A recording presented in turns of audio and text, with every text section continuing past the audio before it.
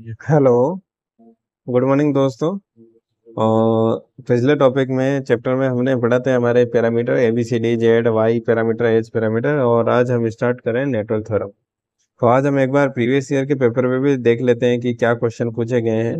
तो basic simple से question पूछेंगे, जैसे ये आर रेजिस्टेंस आर 10 ओम देर का, 0.8 हेनरी इंडक्टेंस देर का, 200 वोल्ट की वेटेज पूछा initial rate change of current. तो ये ट्रांजिएंट का क्वेश्चन है, जो हम ट्रांजिएंट पढ़ेंगे तब हम इस क्वेश्चन को कर लेंगे। ये अभी भी इसी चैप्टर में पढ़ेंगे कि भाई network deliver maximum power to the load when the load impedance ZL कितना होना चाहिए, equal to the complex conjugate of the network होना चाहिए। इनवर्स लाप्लास ट्रांसफॉर्म ये भी हम नेक्स्ट ट्रांजिएंट के साथ पढ़ेंगे, लाप्लास तमाम इनके फॉर्मूले देखेंगे। तो ये जो हमारा फॉर्मूला होता है S upon S square minus A square, ये किसका होता है, कॉस हाइपरबोलिक एटी का। नेक्स्ट क्वेश्चन दे रखा है, single phase AC voltage source है 200 वोल्ट आरएमएस वोल्टेज दे रखा है, connected to a load which consume an active power of 300 watt. तो what is the reactive power consumed by the load if current कितनी है, 2.5 एम्पियर, है ना। तो इसके लिए क्या करते हैं भाई, हमें यहाँ पे क्वेश्चन में क्या दे रखा है, पी दे रखा है, वी आर एम एस दे रखा है, आई आर एम एस दे रखा है हमें 2.5 एम्पियर। तो हमें क्यू फाइंड आउट करना है। क्यू की वैल्यू क्या आती है, V I sine five. P होता है वी आई कॉस फाइव। तो पी हमने क्या रखा, 300, वी रखा 200, आई रखा 2.5। तो कॉस की वैल्यू कितनी आ गई, 3/5। जब कॉस की वैल्यू 3/5 है, साइन की वैल्यू इससे ट्राइंगल से कितनी आ जाएगी, 4/5। तो यहाँ पे वैल्यू क्या रख दो, क्यू के अंदर है, यहाँ पे वैल्यू रख दो 4/5। बाकी सारी वैल्यू आपको दी हुई, तो रिजल्ट आ जाएगा 400 VAR। इसी तरह से ये हमने पिछले क्वेश्चन में पैरामीटर पढ़े थे, मैंने वहां भी बताया था कि एच पैरामीटर या पैरामीटर से क्वेश्चन कहाँ से आएंगे, या तो आपसे सिमेट्रिसिटी से पूछा जाएगा, या आपसे रेसिप्रोसिटी से पूछा जाएगा, और ये आपसे इक्वेशन ही पूछी जाएगी। तो ये हमारा हो गया इक्वेशन से कि एच पैरामीटर की इक्वेशन क्या होती है। ये एक क्वेश्चन दिया हुआ है जिसमें सीरीज आरएलसी सर्किट है, आर की वैल्यू गिवन है, एक्सएल की वैल्यू गिवन है, एक्ससी की वैल्यू गिवन है, करंट की वैल्यू इसके अंदर गिवन है। तो हमसे पूछा है इसमें कि भाई आप सोर्स वोल्टेज फाइंड आउट करो। तो वी बराबर आई इंटू जेड होता है। जेड हमने निकाल लिया 3 प्लस ये हमारा 6 है, ये 2 है, तो जे एक्सएल माइनस एक्ससी होता है हमारा, जे एक्सएल माइनस एक्ससी। एक पेज को सेट कर लेते हैं, जे एक्सएल माइनस एक्ससी। तो जे कितना हो गया, 6 - 2 यानी J4। तो 3 प्लस J4 ये हमारा क्या गया, जेड। 3 प्लस J4 का मोड तो कितना हो गया, 5। और हमारा एंगल हो जाएगा 10 इनवर्स 4/3 यानी 53 डिग्री। इसको सॉल्व करने पे हमारे पास में रिजल्ट आ जाएगा ये। इसी तरह से ये सिमेट्रिक नेटवर्क के बारे में पूछ लिया, जेड नेटवर्क में ये जेड की कंडीशन हमें पता है। तो क्वेश्चन एक्चुअली बहुत इजी पूछे जाते हैं, चाहे AN का एग्जाम हो, चाहे JN का एग्जाम हो, है ना, चाहे वाइस प्रिंसिपल का एग्जाम हो। वो क्वेश्चन बहुत इजी होते हैं, बस आपको कॉन्सेप्ट पता होना चाहिए। कॉन्सेप्ट अगर आपका क्लियर है तो क्वेश्चन सॉल्व करना कोई विशेष बात नहीं। तो अब हम स्टार्ट करते हैं आज का हमारा टॉपिक, नेटवर्क थ्योरम। तो नेटवर्क थ्योरम में हम क्या करेंगे भाई, सबसे पहले हम बात करेंगे सुपरपोजिशन थ्योरम की। किसकी बात करेंगे, सुपरपोजिशन थ्योरम। तो सबसे पहले तो सवाल आता है भाई, नेटवर्क थ्योरम यूज ही क्यों करते हैं। तो नेटवर्क थ्योरम क्या करते हैं, सिंप्लीफाई करने के लिए इलेक्ट्रिकल नेटवर्क को हम क्या यूज करते हैं, नेटवर्क थ्योरम, ताकि हमारा अगर कोई कॉम्प्लेक्स नेटवर्क हो तो वो हमारा क्या हो जाए, सिंप्लीफाई हो जाए। तो हम इसकी थ्योरी भी देखेंगे साथ में, क्योंकि थ्योरी से भी क्या है कि इसमें क्वेश्चन पूछ लिए जाते हैं एग्जाम के अंदर। और स्पेशली थ्योरी से क्वेश्चन पूछा ही जाता है यहाँ से, क्योंकि इसमें आदमी इसी में कंफ्यूज हो जाता है कि भाई ये थ्योरम कहाँ यूज की जाती है या कहाँ यूज नहीं की जाती है ना। तो इस हिसाब से हम इसके क्या देखेंगे, थ्योरेटिकल क्वेश्चन थ्योरी भी देखेंगे, ताकि आप थ्योरेटिकल क्वेश्चन कोई आवे तो आप उसको गलत नहीं करके आओ। जनरली आप सारे के सारे थ्योरम में क्या देखोगे कि भाई एक तो हमारा लीनियर नेटवर्क होना चाहिए, है ना। ये सबके अंदर लगभग लगभग कॉमन है कि हमारा नेटवर्क कैसा होना चाहिए, लीनियर होना चाहिए। नॉन लीनियर के अंदर थ्योरम एप्लीकेबल नहीं होगी। सोर्स की बात करेंगे तो ये दोनों ही सोर्स में काम में ली जाती है। सोर्स चाहे आपका इंडिपेंडेंट हो या डिपेंडेंट हो, ये दोनों ही सोर्स के लिए एप्लीकेबल होती है, जनरल सारे थ्योरम के बारे में बात करें। दूसरा, अगर हमें आर या रेजिस्टेंस या कभी भी हम सर्किट सोल्व करेंगे, तो अगर एक से ज्यादा सोर्स है तो हम हमेशा उनको क्या करेंगे, इंटरनल रेजिस्टेंस से क्या करेंगे, रिप्लेस करेंगे। ठीक है। तो हम ऐसी चीजें होगी ये कॉमन के, अगर सोर्स होगा तो इंटरनल रेजिस्टेंस से रिप्लेस हो जाएगा, सोर्स इंडिपेंडेंट भी हो तो भी चलेगा, डिपेंडेंट हो तो भी काम में आएगा, बस सर्किट हमारा क्या होना चाहिए, लीनियर। तो हम एक एक को हम पढ़ते हैं डिटेल के अंदर। सबसे पहले बात करते हैं सुपरपोजिशन थ्योरम।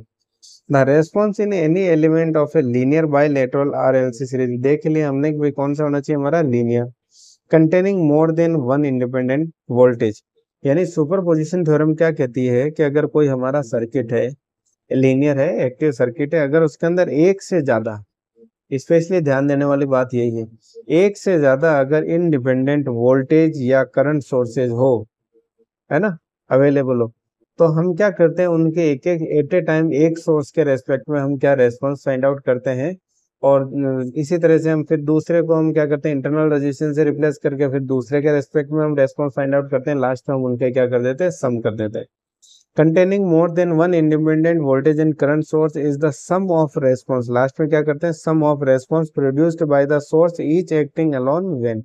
इसको हम आप ऐसे समझ सकते हैं डायरेक्टली से एग्जांपल से कि अगर सुपरपोजिशन थ्योरम का यूज क्या है, कि आपके पास में सर्किट है, इसमें आपको एक सोर्स दे रखा है करंट सोर्स, तो एक सोर्स दे रखा है आपको वोल्टेज सोर्स, तो आपको फाइंड आउट करंट करनी है मुझे इस ब्रांच में। तो हम क्या करेंगे, एक बार इस 1 एम्पियर ये जो सोर्स है इसकी वजह से करंट फाइंड आउट करेंगे आई, एक बार हम 1 वोल्ट के सोर्स की वजह से इसमें करंट फाइंड आउट करेंगे आई। तो यानी एक से ज्यादा अगर मल्टीपल सोर्स के केस में हमें नेटवर्क को सिंप्लीफाई करने के लिए हम कौन सी थ्योरम का यूज करते हैं, सुपरपोजिशन थ्योरम। तो सुपरपोजिशन थ्योरम देख लिया हमने, उन जो लैंग्वेज में लिखा हुआ था। दूसरी चीज, जब हम किसी एक सोर्स को यूज करेंगे तो दूसरे सोर्स को क्या कर देंगे, उसके इंटरनल रेजिस्टेंस से रिप्लेस कर देंगे। जैसे वोल्टेज का इंटरनल रेजिस्टेंस, वोल्टेज को क्या, वोल्टेज सोर्स है तो उसको क्या कर देंगे, शॉर्ट सर्किट, और करंट सोर्स है तो उसको क्या कर देंगे, ओपन सर्किट। और सपोज करो कोई करंट डिपेंडेंट सोर्स यहाँ प्रेजेंट हो तो उसको हम क्या रखेंगे, एज इट इज, उसको हम चेंज नहीं करेंगे, और क्वेश्चन में हम उसी के इक्वेशन बना के सोल्व कर लेंगे। तो यही हमने यहाँ पे चीजें लिखी है कि भाई all other independent voltage source are short circuit और replaced by their internal impedance. अगर इंडिपेंडेंट करंट सोर्स है तो वो हमारा क्या हो जाएगा, ओपन सर्किट या replaced by their internal impedance. और all dependent voltage and current source जो है वो कैसे रहेंगे, रिमेन एज दे आर, और ना तो शॉर्ट सर्किट होंगे ना उनको ओपन सर्किट किया जाएगा। और थ्योरम कहाँ पर एप्लीकेबल नहीं होगी, एक मैंने आपको बता दिया, जनरली नॉन लीनियर एलिमेंट, और दूसरा यूनिलेटरल एलिमेंट। यूनिलेटरल का मतलब हो गया डायोड, यानी एक ही डायरेक्शन के अंदर करंट को क्या करे, फ्लो, दूसरी डायरेक्शन में क्या हो जाएगा, कट ऑफ, है ना। तो यूनिलेटरल जो एलिमेंट है such as P N diode, वहां भी हम इस थ्योरम का इस्तेमाल नहीं कर सकते। तो हम ये एग्जाम्पल की बात करते हैं, इस एग्जाम्पल को सॉल्व करते हैं। ये देख लिया हमने एग्जाम्पल, सारे जो रेजिस्टेंस है हमारे 1 ओम के हैं। हम एक बार इसमें इस ब्रांच में हमें करंट फाइंड आउट करनी आई 1 ओम के अंदर कि भी कितनी करंट फ्लो हो रही है इस आई के अंदर। तो हमने क्या करा, सबसे पहले हम 1 एम्पियर करंट सोर्स लेते हैं, तो हम इसको हमने क्या कर दिया, डीएक्टिवेट। डीएक्टिवेट का मतलब कि हमने इसको क्या कर दिया, शॉर्टिंग कर दी। जब शॉर्टिंग कर दी तो ये 1 एम्पियर सोर्स, ये हमारा voltage as it is, sorry resistance as it is, ये रेजिस्टेंस हमने यहाँ ले लिया, इन दोनों को हमने शॉर्ट कर दिया, ये रेजिस्टेंस हमने यहाँ लगा दिया, ये हमारा 1, ये बाकी सारी वैल्यू 1 ही है। तो जब इसको सिंप्लीफाई करूंगा तो क्या जाएगा, ये और ये तो दोनों क्या आगे पैरेलल के अंदर आगे, ये हमारा करंट सोर्स ले लो आप, ये और ये दोनों तो क्या आगे पैरेलल के अंदर, और ये रेजिस्टेंस दोनों किस में आ गए, ये भी पैरेलल में आ गए, और ये हमारा इसके क्या आ गया, सीरीज के अंदर। आया कि नहीं आया, ठीक है, आ गया। तो इसको हम सॉल्व करने के लिए क्या करेंगे भाई, 1 1, ये पैरेलल 1/2 हो गया, ये 1 और 1 ये भी हो गया 1/2, और ये हमारा 1 इसके क्या आ जाएगा, सीरीज में, तो ये कितना हो गया, 3/2 ओम, 1/2 ओम और 1 एम्पियर। अब टोटल करंट अगर 1 एम्पियर फ्लो हो रही है और मुझे 3/2 में कर रही है, तो करंट डिवीजन टेक्निक से मैं क्या निकाल लूंगा यहाँ से, करंट की वैल्यू वो कितनी आ गई मेरे पास में, 1/4 एम्पियर। यानी मैंने एक इसको तो क्या कर लिया, सोल्व, एक सोर्स की वजह से मेरे को करंट कितनी मिल रही है, 1/4 एम्पियर। अब हमने क्या करा, करंट सोर्स को हमने इंटरनल रेजिस्टेंस से, इम्पीडेंस से वो रिप्लेस कर दिया, तो इसका इंटरनल इम्पीडेंस कितना है, इनफाइनाइट। तो ये तो क्या हो गया, ओपन सर्किट, और ये हमारा रह गया। तो अब ये बन गया हमारा wheat stone bridge, 1 1 1 1 balance wheat stone bridge है, तो यानी करंट इसमें क्या हो जाएगी, 0। तो दूसरे केस में बैलेंस ब्रिज है तो करंट की वैल्यू क्या हो जाएगी, 0। तो हमारी नेट करंट कितनी हो गई, I1 + I2 1/4 + 1/+0, यानी 1 एम्पियर, 1/4 एम्पियर। तो ये है हमारा सुपरपोजिशन थ्योरम का एप्लीकेशन, कि अगर एक से ज्यादा सोर्स हो तो हम सर्किट को सिंप्लीफाई करके कैसे सॉल्व कर सकते हैं। अब हम मोस्ट इंपोर्टेंट थ्योरम, जहां से एग्जाम में क्वेश्चन बहुत बार पूछा गया है, हर एग्जाम में पूछा गया है, अभी आरपीएससी एएन की भी भर्ती आ रही है, उसमें भी क्वेश्चन ये बहुत बार पूछा गया है, थेवेनिन थ्योरम से। और नॉर्टन क्या होती है, इसलिए उसकी इन्वर्स होती है, कोई विशेष बात नहीं। थेवेनिन आती है तो आप नॉर्टन थ्योरम इजीली कर सकते हो। तो इसमें क्या होता है कि भाई हमारे जितने भी एक ये नेटवर्क आपके सामने एन लिखा हुआ शो हो रहा है, एन का मतलब ये क्या है, हमारा एक नेटवर्क है। और नेटवर्क को अंदर हमारे जितने भी वोल्टेज सोर्स है, वन मोर देन, हम उन सबको एक किससे रिप्लेस कर रहे हैं, नेटवर्क के सारे एलिमेंट को एक वोल्टेज सोर्स से और एक करंट सोर्स से, है ना। ये भी हमने थ्योरी कि अगर लीनियर एक्टिव कोई RLC network which contain one और मोर, कितने, वन और मोर इंडिपेंडेंट वोल्टेज या dependent current source can be replaced by किसके, जितने भी हैं अंदर इस नेटवर्क के अंदर, चाहे वो डिपेंडेंट सोर्स हो, चाहे वो इंडिपेंडेंट सोर्सेज हो, चाहे वोल्टेज सोर्स हो, चाहे करंट सोर्स हो, चाहे एक से ज्यादा सोर्स हो, हमने उसको कितने किससे रिप्लेस कर दिया, एक सिंगल वोल्टेज सोर्स से। सिंगल वोल्टेज सोर्स जिसको हमने नाम क्या दे दिया, V open circuit voltage, and एक उसके सीरीज में इक्विवेलेंट इम्पीडेंस जिसको हमने क्या नाम दे दिया, जेड इक्विवेलेंट, यानी उससे हम क्या कर सकते हैं, रिप्लेस कर सकते हैं। तो इसको हमने क्या नाम दे दिया, थेवेनिन थ्योरम। सेम इसी वे में कि वो कोई नेटवर्क है, उसके अंदर कंटेन कर रहे हैं एक से ज्यादा सोर्स, डिपेंडेंट करंट सोर्स हो या इंडिपेंडेंट सोर्सेज हो, करंट हो या वोल्टेज सोर्स हो, उन सबको हमने किससे रिप्लेस कर दिया, एक हमने करंट सोर्स जिसको नाम दे दिया आईएससी, शॉर्ट सर्किट करंट, और उसके शंट में हमने एक इक्विवेलेंट इम्पीडेंस जेड इम्पीडेंस, तो इसको हमने क्या नाम दे दिया, नॉर्टन थ्योरम। यानी थेवेनिन थ्योरम और नॉर्टन थ्योरम में याद रखने वाली चीज क्या है, वे हम जितने भी नंबर ऑफ वोल्टेज सोर्स हो उसको क्या, सिंगल वोल्टेज सोर्स या करंट सोर्स को सिंगल सोर्स में कन्वर्ट कर रहे हैं, और बाकी सारे नेटवर्क के इम्पीडेंस को एक जेड इक्विवेलेंट से शो कर रहे हैं, जो कि वीओसी के सीरीज में और आईएससी के शंट के अंदर लगा होता है। तो अब हम बात करते हैं कि जो हमारा ओपन सर्किट वोल्टेज है ये क्या है, OC voltage between A and B when I बराबर 0।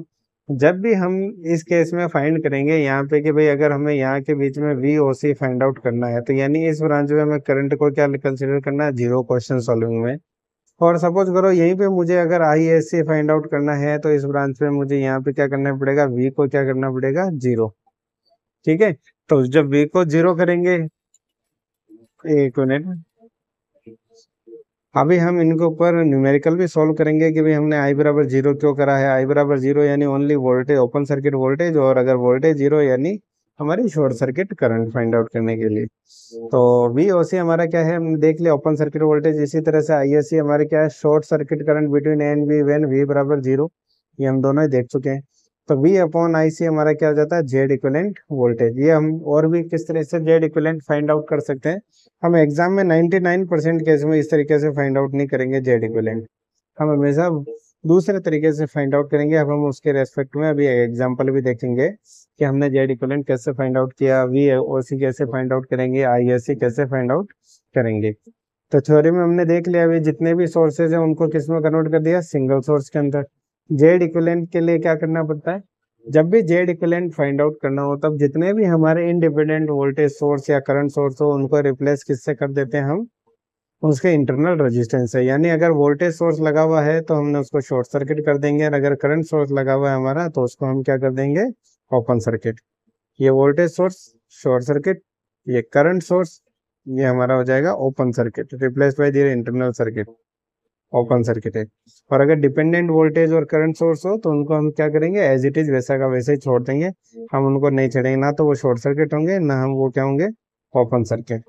Theorem is applicable irrespective of, ये हम ये क्वेश्चन एग्जाम में पूछा हुआ है कि भाई थेवेनिन थ्योरम एसी और डीसी वोल्टेज के लिए यूज होती है या ओनली एसी के लिए, ओनली डीसी। तो ये एसी और डीसी दोनों वोल्टेज करंट सोर्स हो उसके लिए काम में ली जाती है।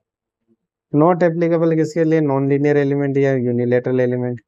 ये नॉर्टन थ्योरम वो के वही कि जो भी आपके सर्किट के अंदर मल्टीपल इंडिपेंडेंट करंट और वोल्टेज सोर्स हैं उनको सबको रिप्लेस किससे किया जाता था, सिंगल करंट सोर्स से, आईएससी से, और उसके पैरेलल के अंदर शंट के अंदर क्या लगाते थे, इक्विवेलेंट इम्पीडेंस जेड इक्यू। ठीक है, अब हम एक न्यूमेरिकल देख लेते हैं जिसमें हम आईएससी फाइंड आउट करके देख लेते हैं, वीएस वी ओपन सर्किट कैसे फाइंड आउट करते हैं, और आर इक्विवेलेंट हम कैसे फाइंड आउट करते हैं। तो ये एग्जाम में हमें क्वेश्चन दे रखा, सपोज कि भाई ये एक सर्किट है, इसके अंदर आपको दे दिया है, गिवन है कि भाई आप आईएससी जो है फाइंड आउट करो पी और क्यू के। तो पी और क्यू के अंदर आईएससी फाइंड आउट करेंगे, इसका मतलब है मैं इसको क्या कर दूं, शॉर्ट कर दूं, पी क्यू को शॉर्ट कर दिया, यानी वोल्टेज मैंने यहाँ क्या कर दिया, जीरो। वोल्टेज जीरो कर दिया तो इस ब्रांच का तो मीनिंग ही खत्म हो गया। यानी मेरे इक्वेशन कैसे बन गई, ये 16 जो सोर्स करंट 25, 30 और ये 15 ओम। अब इस करंट में मुझे फाइंड आउट करनी है, दोनों क्या हो गए पैरेलल के अंदर, तो पैरेलल में 16 एम्पियर करंट को डिवाइड कर ही सकते हैं। इसके अंदर करंट कितने हैं 25 divide by 25 plus 15 40 plus J30, यानी ISC मेरे पास में क्या आ गई, करंट आ गई, शॉर्ट सर्किट करंट। अब इसी तरह से अगर ये सर्किट है मुझे फाइंड आउट करना है कि भाई open circuit voltage, open circuit voltage का मतलब है यहाँ पे करंट क्या है, जीरो, करंट की वैल्यू कितनी होगी, जीरो। तो ये जब करंट जीरो है तो यही VTH यहाँ पहुंच जाएगा, भाई same as it is VTH यही होगा। ये 100 ओम है, यहाँ भी 100 होगा, यहाँ भी 100 वोल्ट होगा, यहाँ भी 100 वोल्ट होगा। तो यहाँ पे मैंने क्या लगा दिया, KCL VTH minus 100/3 plus VTH/J4 equal to 0। तो ये मेरे पास में जब इसको मैंने सोल्व करूंगा तो मेरे पास V की वैल्यू आ जाएगी। तो यहाँ से मैंने क्या फाइंड आउट कर लिया, ओपन सर्किट वोल्टेज। अब सपोज करो कि मुझे फाइंड करना RTH। RTH फाइंड आउट करने के लिए क्या करना पड़ता है, यहाँ बता ही दिया मैंने कि भाई जो भी वोल्टेज सोर्स है, करंट सोर्स है, उनको तो रिप्लेस कर दो अपने इंटरनल इम्पिडेंस से। डिपेंडेंट सोर्स है तो वो एज इट इज छोड़ दो, तो इसमें इंडिपेंडेंट सोर्स भी है, डिपेंडेंट सोर्स भी है। तो इंडिपेंडेंट को तो हम क्या कर देंगे, हमने वोल्टेज सोर्स को शॉर्ट सर्किट कर दिया, डिपेंडेंट को हमने एज इट इज छोड़ दिया। और तीसरा, जब भी आपको वोल्टेज ये रेजिस्टेंस फाइंड करना हो तब हमेशा क्या करेंगे, या तो 1 एम्पियर का वोल्टेज सोर्स लगाएंगे तो हम उसमें उस ब्रांच में करंट फाइंड आउट कर लेंगे, और करंट सोर्स लगाएंगे तो उसमें हम वोल्टेज फाइंड आउट कर लेंगे। तो जनरली हम दोनों मेथड यूज कर सकते हैं। तो जैसे इस एग्जांपल को सॉल्व करने के लिए मैंने यहाँ पे क्या ले लिया, अपनी तरफ से 1 वोल्ट का वोल्टेज सोर्स लगा दिया। अब 1 वोल्टेज का वोल्टेज सोर्स लगाया, इसके अंदर अगर मैं करंट फाइंड आउट कर लूँ, V आ गई, I आ गई, तो मेरे पास में R आ जाएगा कि नहीं आ जाएगा, आ जाएगा। तो जैसे सपोज करो इसके अंदर करंट क्या फ्लो हो रही है, I, यहाँ से देर का I, ये 99 I, तो I बराबर मेरा कितना हो गया, -100 I एम्पियर करंट हो गया। ये लो, ये लगा देते हैं। फिर इस ब्रांच में मैंने क्या लगा दिया, यहाँ के अंदर KVL, तो -1 वोल्ट, ये करंट के अपोजिट डायरेक्शन में फ्लो कर रहे हैं अपन, तो -1K इंटू I बराबर 0।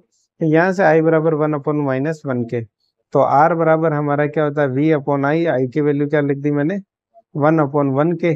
इसको सॉल्व करा, रेजिस्टेंस मिला क्या आ गया, ये 10 ओम। तो ये आपने देख लिया, हमने थेवेनिन और नॉर्टन थ्योरम कि भाई हमने VOC कैसे फाइंड आउट करते हैं, ISC कैसे फाइंड आउट करते हैं, R इक्विवेलेंट कैसे फाइंड आउट करते हैं। ठीक है दोस्तों, तो अब हम आगे बढ़ते हैं हमारे नेक्स्ट इंपॉर्टेंट थ्योरम की तरफ, वो है maximum power transfer theorem. Maximum power transfer theorem में क्या होता है कि भाई हमें इस तरह की कंडीशन फाइंड आउट करनी है कि जिससे हमारा जो लोड है उसके ऊपर मैक्सिमम पावर ट्रांसफर हो सके। कुल मिला के हमें ये काम करना है। तो यहाँ पे हमारा क्या होता है, लोड क्या होता है, वेरिएबल होता है ZL। और हमारे maximum power transfer theorem apply करने के लिए पहले कोई सा भी नेटवर्क हो, सबसे पहले उसको किस में कन्वर्ट करना पड़ता है, थेवेनिन इक्विवेलेंट मॉडल के अंदर। यानी एक तरह से हमें सोर्स जो हमारे equivalent resistance plus V open circuit voltage Thevenin, और उसके अक्रॉस हमने कोई रेजिस्टेंस लगा रखा ZL वेरिएबल वोल्टेज। तो अब हमें ये कंडीशन फाइंड आउट करनी है कि इससे मैक्सिमम पावर लोड के ऊपर जो है मैक्सिमम पावर ट्रांसफर हो। तो उसके लिए नॉर्मल इक्वेशन, अगर इसके अंदर मैं KVL इक्वेशन लगाऊं तो KVL इक्वेशन में क्या होगा, करंट क्या होगी, voltage divide by total load. तो V बराबर V अपॉन क्या हो गया, ZS upon VS upon ZS plus ZL। तो ये होगी मेरी करंट। पावर आप जानते हो I²R होता है, I की वैल्यू मैंने पुट कर दी, तो ये मेरा पावर का फॉर्मूला आ गया। अब ये जो पावर है मेरी मैक्सिमम हो विथ रेस्पेक्ट टू लोड, कि मेरा लोड वेरी कर रहा है, तो विथ रेस्पेक्ट टू जो लोड हो वो मेरा वेरी करे VL और XL, कि ये मेरा VL RL हमारा कितना हो और XL हमारा कितना हो, कि मुझे जो P है ये मैक्सिमम मिले। तो इसके लिए मैंने क्या करा, इनका डिफरेंशिएट करा, लोड के रेस्पेक्ट में, लोड रेजिस्टेंस और लोड इंडक्टेंस के रेस्पेक्ट में। तो उससे मुझे क्या पता पड़ा कि मेरा जो लोड का रेजिस्टेंस है वो सोर्स के रेजिस्टेंस के क्या होना चाहिए, इक्वल होना चाहिए। इसी तरह से जो मेरा लोड का इंडक्टेंस है वो मेरे सोर्स का जो भी हमारा इंडक्टेंस हो, कैपेसिटेंस हो, उसका क्या होना चाहिए, माइनस में, यानी उसका अपोजिट होना चाहिए। यानी इंडक्टेंस है तो क्या होना चाहिए, कैपेसिटेंस, कैपेसिटेंस है तो क्या होना चाहिए, इंडक्टेंस। तो ये क्या है, general condition for maximum power transfer theorem from the source to the load. तो यहाँ से इस इक्वेशन से हम क्या लिख सकते हैं कि हमारा जो लोड, जो Z है, लोड का जो इम्पिडेंस है वो सोर्स का क्या होता है, conjugate. Very very very important, अभी इसी के ऊपर हमने क्वेश्चन किया था, है ना। तो इसके बेसिस पे हम क्या कह सकते हैं कि भाई हमारा जो लोड का जो इम्पिडेंस है वो क्या होना चाहिए, सोर्स का कंजुगेट। अब हम इसके थ्योरी पॉइंट ऑफ व्यू से देख लें। कि जो लोड इम्पीडेंस है must be complex conjugate of source impedance, ये हम देख चुके हैं कि अगर source and the load must have the resistive part equal resistive parts, यानी R S equal to R L, and they must also have equal reactive part but must be opposite in sign, वो हमने देख लिया X L equal to minus X S. If source is inductive है तो load हमारा कैसा होना चाहिए, कैपेसिटिव, एंड वाइस वर्सा, अगर सोर्स हमारा कैपेसिटिव है तो लोड हमारा कैसा होना चाहिए, इंडक्टिव। द लोड इम्पीडेंस कैसे होना चाहिए, always assume to be variable, ये हमने देख लिया वेरिएबल लोड रेजिस्टेंस। अगर सपोज करो भाई एक्टिव पावर की बात करें, अगर आर एस बराबर आर एल है तो हमारी maximum power transfer to the load कितनी होगी, 50% ही होगी, क्योंकि 50% एक्टिव पावर किस में कंज्यूम होगी, सोर्स रेजिस्टेंस में, of the total power generated by the voltage source. To apply maximum power transfer theorem, any given network has to be first transformed in the standard format of the Thevenin model, यानी हमारा जो भी अगर model दे रखा उसको अगर maximum power transfer theorem find करनी है, हमें रिजल्ट निकालना है, तो मुझे पहले उसे थेवेनिन मॉडल के अंदर कन्वर्ट करना पड़ेगा। The theorem is always applicable irrespective of nature of voltage, चाहे करंट हो, सोर्स हो, वोल्टेज हो, हमें उससे कोई लेना देना नहीं, and nature of type of network, whether resistive है कि या कॉम्प्लेक्स है, क्योंकि दोनों में ये हमारा काम करता है। ऐसा नहीं है कि ओनली रजिस्टिव होगा या ओनली कॉम्प्लेक्स होगा। अब इसमें हमारे पास में 3 केस लेते हैं। सपोज करो कि हमने जेड हमारे पास में कोई हमारा लोड रेजिस्टेंस है, लोड इम्पीडेंस है are L plus J x L, और जेड एस हमारा सोर्स रेजिस्टेंस है आर एस प्लस जे एक्स एस। तो ऊपर जो हमने देखा कि भाई Z L must be conjugate of Z S star, तो इससे क्या होगा भाई, आर एल तो हमारा कैसा होना चाहिए, आर एस के इक्वली होना चाहिए, और एक्स एल हमारा क्या हो जाएगा, माइनस ऑफ एक्स एस। ठीक है, इसी तरह से केस सेकेंड, सपोज करो कि हमारा लोड रेजिस्टेंस प्योरली रजिस्टिव है और सोर्स हमारा कंजुगेट है, तो इससे क्या हो जाएगा भाई, जो हमारा लोड रेजिस्टेंस आर एल क्या होगा, मोड ऑफ जेड एस के बराबर होगा, यानी Z S square plus R S square plus x S square. ये वेरी वेरी इंपॉर्टेंट, इससे न्यूमेरिकल पूछ लिया जाता है। तीसरा, सपोज करो भाई लोड रेजिस्टेंस भी हमारा, लोड इम्पीडेंस भी हमारा रेजिस्टेंस है और सोर्स इम्पीडेंस भी हमारा रेजिस्टेंस है, तो दोनों क्या होना चाहिए, बराबर होना चाहिए, है ना। तो हम इसके ऊपर एक न्यूमेरिकल कर लेते हैं कि ये हमारे सामने एक सर्किट शोन है, सर्किट दिया हुआ है, यहाँ मुझे ये लोड रेजिस्टेंस है आर एल, और इसमें मुझे करंट फाइंड आउट करनी है कि जिससे कि भाई मैक्सिमम मेरा जो है वो फाइंड आउट हो। मुझे क्या फाइंड आउट करना है, इसके अंदर आरटीएच की वैल्यू फाइंड आउट करनी है मुझे, ताकि इसके अंदर मैक्सिमम पावर क्या हो, transfer. In the circuit shown what value of load resistance must be connected between the terminal A and B so that maximum power transfer is transferred to the circuit, यानी मुझे क्या find out करना है इसके अंदर, ये load resistance की value find out करनी।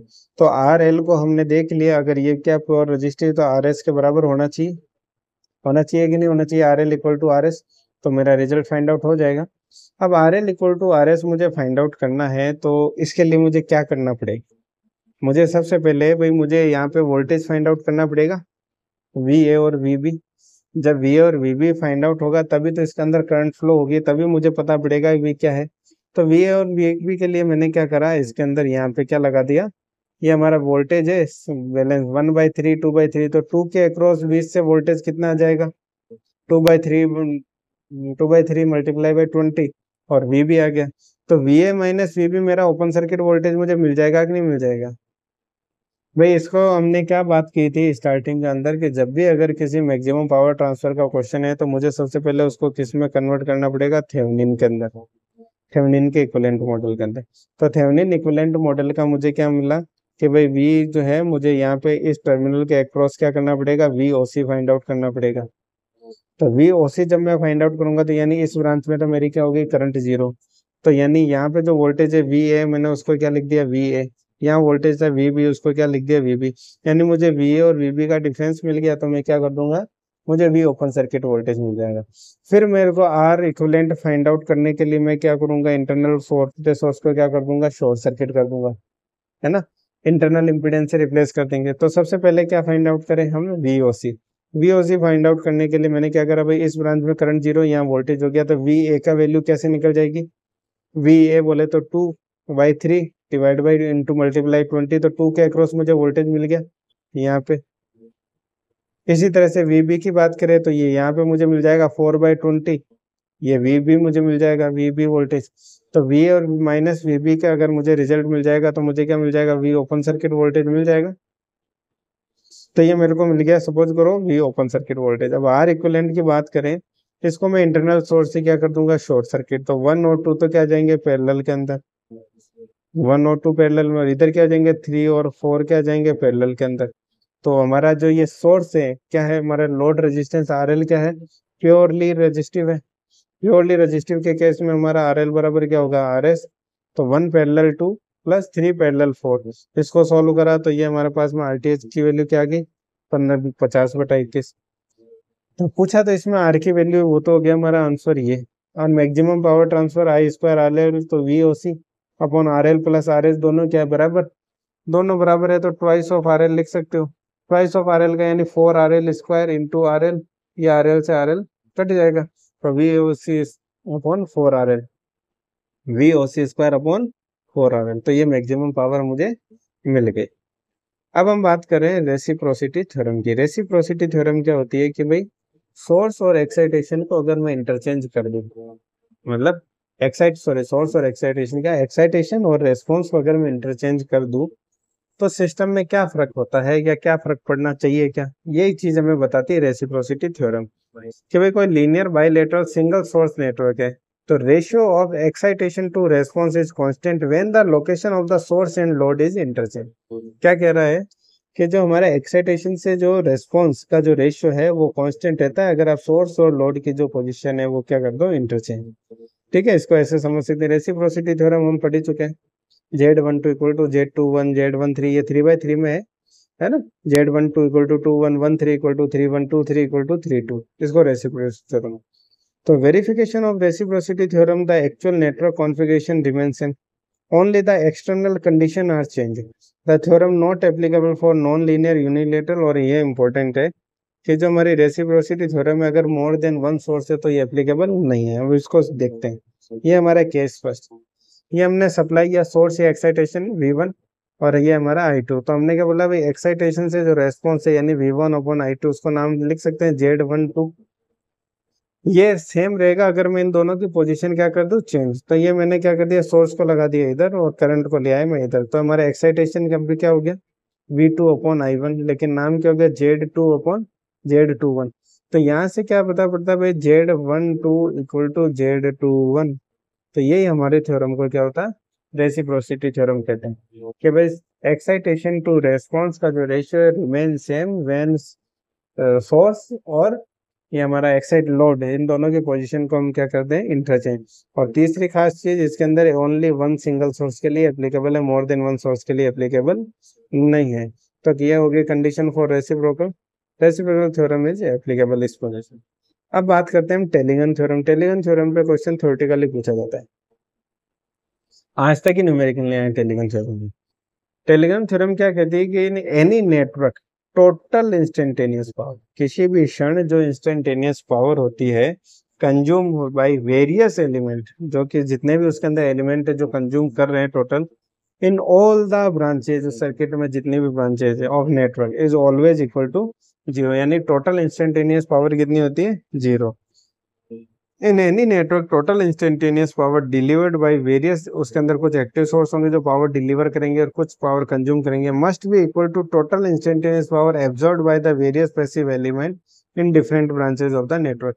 यानी जितनी पावर जो एक्टिव एलिमेंट जनरेट कर रहे हैं उतनी टोटल पावर कंज्यूम हो रही है, यानी जो नेट इंस्टेंटेनियस पावर है वो क्या है, 0। यानी K बराबर 1 से हमारी टोटल ब्रांच, B क्या है, नंबर ऑफ ब्रांच, आई हमारी के बराबर, यानी वो हमने नाम ले लिया डिफरेंट ब्रांचेज करंट, आई के different branches current, different branches voltage, और के बराबर 1 से टोटल नंबर ऑफ ब्रांच की वैल्यू क्या रहती है, 0। तो एग्जाम में यही पूछा जाता है बस। इंस्टेंटेनियस पावर हमारे जो सर्किट का शेप होता है उस पर डिपेंड नहीं करता, कौन से तरह का एलिमेंट कर रहे हो उस पर कोई डिपेंड नहीं करता है ना। ये theorem is always applicable so long as the KVL and KCL equation are applicable to the given network. जब तक केसीएल इक्वेशन या केवीएल इक्वेशन किसी नेटवर्क में अप्लाई होती रहेगी तब तक ये थ्योरम भी अप्लाई होती रहेगी। कन्वेंशन की बात करें पावर सिस्टम के अंदर, कि अगर ये हमारा क्या वोल्टेज सोर्स है, इससे करंट जा रही है, मतलब पावर क्या कर रहा है, डिलीवर। ये वोल्टेज सोर्स से करंट आ रही है, इसका मतलब क्या कर रहा है, पावर क्या कर रहा है, एब्जॉर्ब। इसी तरह से वोल्टेज सोर्स से करंट कंज्यूम कर रहा है तो क्या करेगा, पावर एब्जॉर्ब। अब बात करते हैं हम मिलमान थ्योरम के लिए, मिलमान थ्योरम क्या होती है, सुटेबल फॉर लार्ज नेटवर्क, और कोई भी नेटवर्क होता है वो स्टैंडर्ड फॉर्मेट के अंदर कन्वर्ट होने वाला हो तभी ये लागू कर पाएंगे, अदरवाइज नहीं। तो जैसे ये देख रहे हो आप सोर्स के अंदर कि सारे पैरेलल के अंदर वोल्टेज सोर्स इक्वल इम्पीडेंस, उसका impedance connected, internal resistance, voltage source internal resistance. तो हम इसको क्या कर सकते हैं, थेवेनिन इक्विवेलेंट मॉडल के अंदर क्या कर सकते हैं, कन्वर्ट कर सकते हैं, सिंगल सोर्स और ये। तो इस इसकी वैल्यू क्या होती है, ये bye direct formula A1 dot हमारा Y1 यानी admittance upon summation of YI, और हमारा इम्पीडेंस क्या होता है, एडमिटेंस का क्या होता है, उल्टा ही होता है। तो जेड हमारा क्या हो जाएगा, 1/सिग्मा 1/YI। This theorem is extension of किसका है, एक्सटेंशन है थेवेनिन। इसी तरह से हमें भी ड्यूल मिलमान देखेंगे, वो एक्सटेंशन होगी नॉर्टन का।